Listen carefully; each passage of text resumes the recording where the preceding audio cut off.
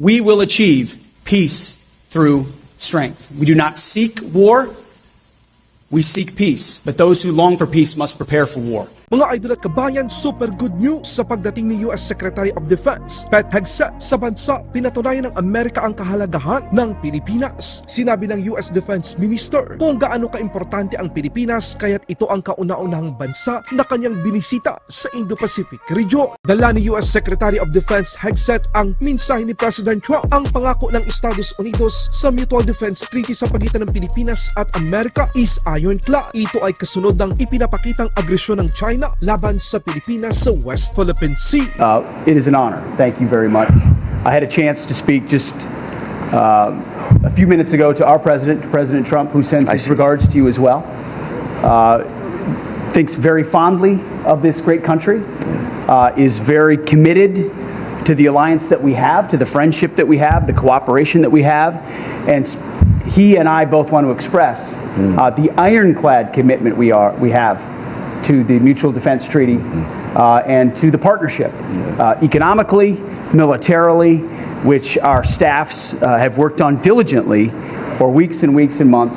There is a very real reason why our first trip and our first visit is here to visit you in your great country. Ikinagagalak nating mga Pilipino na sa bibig mismo ng US Secretary of Defense, kinikilala nito ang mga karapatan ng Pilipinas sa West Philippine Sea. As we've talked about, peace through strength is a very real thing. Deterrence is necessary around the world, but specifically in this region, in your country, considering the threats from the Communist Chinese, and that friends need to stand shoulder to shoulder to deter conflict, to ensure that there's free navigation.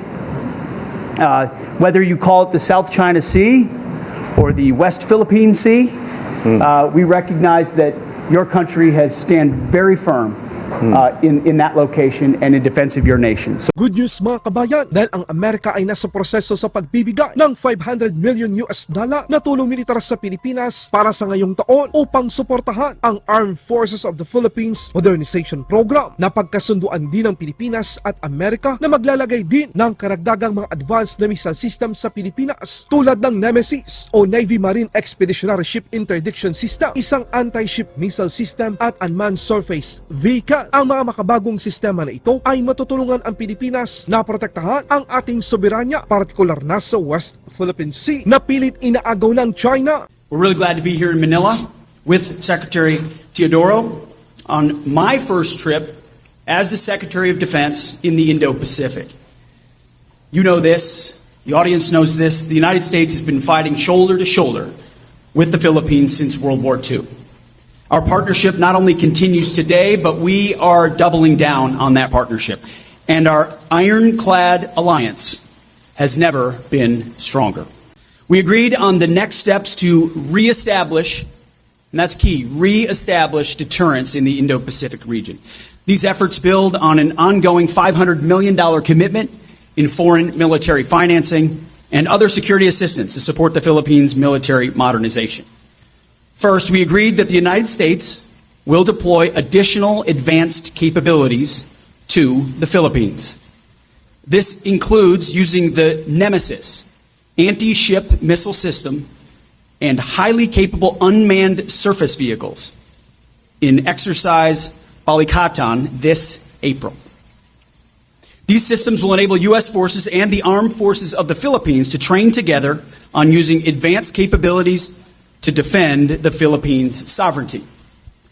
Magsasagawa din ng magkasanib na pagsasanay ang mga special forces ng Amerika at Pilipinas sa Batanes na kasalukuyang sinusubukang pasukin ng mga banyagang bansa tulad ng China. Second, to enhance interoperability for high-end operations, we agreed to conduct bilateral special operation forces training in the Batanes Islands. Did I get that right? Batanes,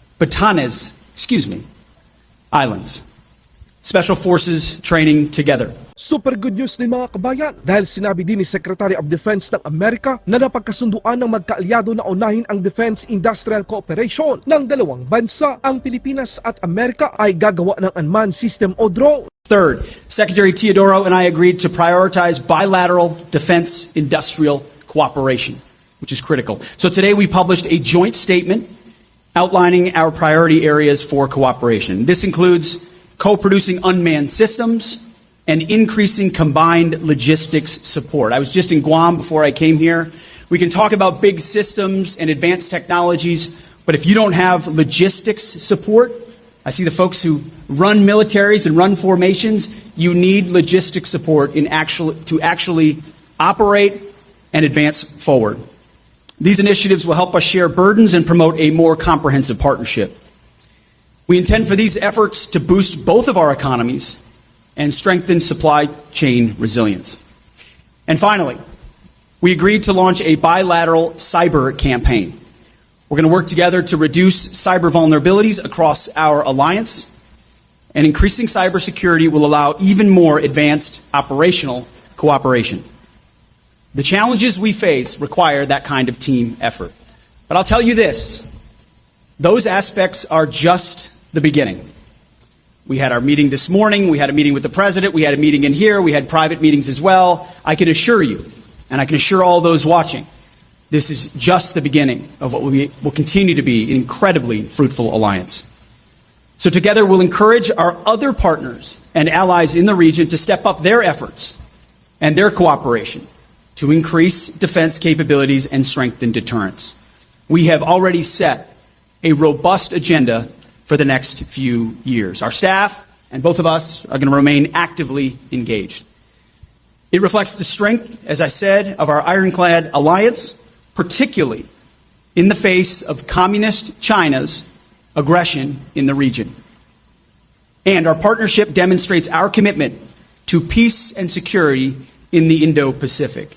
As our president, who sends his greeting, President Donald Trump talks about often and demonstrates, we will achieve peace through strength. We do not seek war, we seek peace. But those who long for peace must prepare for war. And we stand united shoulder to shoulder. Ikinatuwa naman ng mga Pilipino ang pagkilala ng U.S. Secretary of Defense ng West Philippine Sea. Thank you for the question. I'm responsible for ensuring that our department is prepared and ready to deter and defeat our enemies. And I'm quite proud of what our forces in CENTCOM did on that initial series of very effective and devastating strikes and the ongoing campaign that we are undertaking, because that is again, on the backs of 4 years of deferred maintenance and failure and weakness of the Biden administration, we are reestablishing deterrence.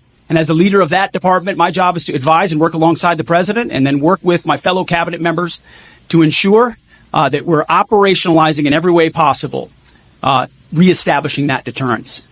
So we will ensure the freedom of navigation returns to that part of the world, just as pertinent to our conversation today, freedom of navigation is something the Philippines experiences in the South China Sea or the West Philippine Sea. It's something we take very seriously. Laban Pinas.